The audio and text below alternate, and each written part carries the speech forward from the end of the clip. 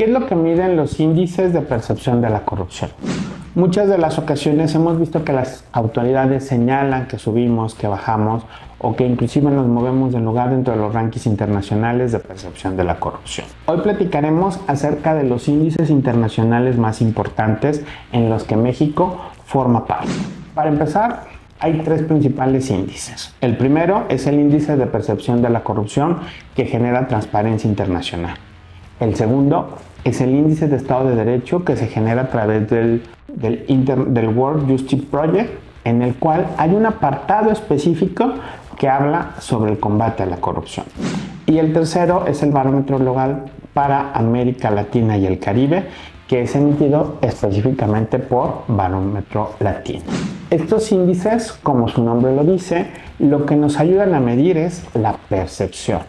Es decir, no se trata de índices que nos pueden decir si hay más o menor corrupción, sino nos ayudan a identificar cómo se percibe por los ciudadanos estos actos de corrupción, ¿no?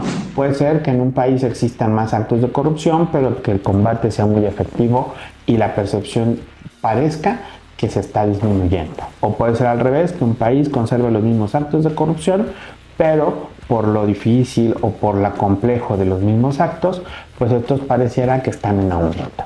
A eso es a lo que nos ayuda. Para entender cómo se miden estos índices es importante identificar primero. La corrupción, como lo sabemos, es un fenómeno que no sucede a la luz de todos. Es un fenómeno que por lo regular se da al interior o se da, como comúnmente lo conocemos, en lo oscurito. No siempre una persona que comete un acto de corrupción lo hace enfrente de todos. Por eso es importante, porque muchas de estas veces no podemos tener un registro adecuado, no podemos tener un registro fidedigno acerca de cuál es el número de actos de corrupción, porque muchos de estos ocurren precisamente en la opacidad. Por eso es importante que entendamos y que sepamos cómo medir la percepción de la corrupción. Hablaremos en primer término del índice de corrupción de Transparencia Internacional. En este índice se evalúan a 180 países en los cuales se miden en una escala de 0 a 100, en donde 0 habla de que hay una alta percepción de corrupción y 100 nos habla de que hay una pobre o una ausencia de la percepción de la corrupción. Este índice se basa en encuestas a expertos y a empresarios. Es decir, lo que nosotros vamos y le preguntamos a expertos es cómo perciben la corrupción, vamos y le preguntan a los empresarios cómo es que ellos perciben los fenómenos de corrupción.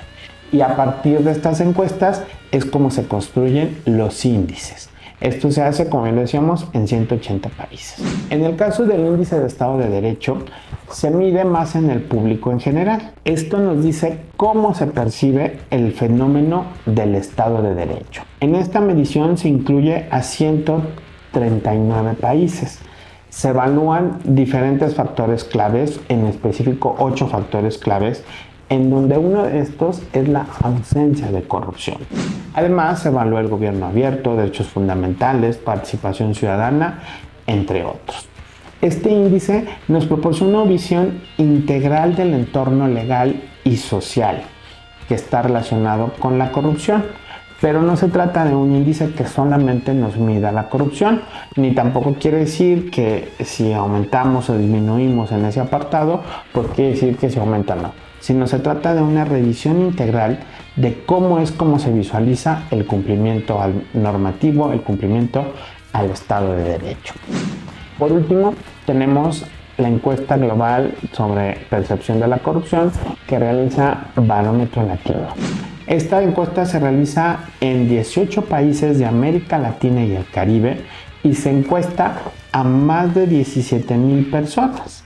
Es decir, se hacen preguntas de forma directa de acuerdo a ciertos métodos estadísticos en donde se les hace de manera específica preguntas sobre el soborno y las opiniones sobre la percepción de la corrupción en diversos contextos, es decir, cómo lo ven en la familia, cómo lo ven en el ámbito urbano, en el ámbito social, en el gobierno, en las organizaciones. Esto nos da una percepción específica de cómo se está percibiendo en un país el fenómeno de la corrupción. Como vemos, todo esto constituye diferentes formas y mecanismos para hacerlo.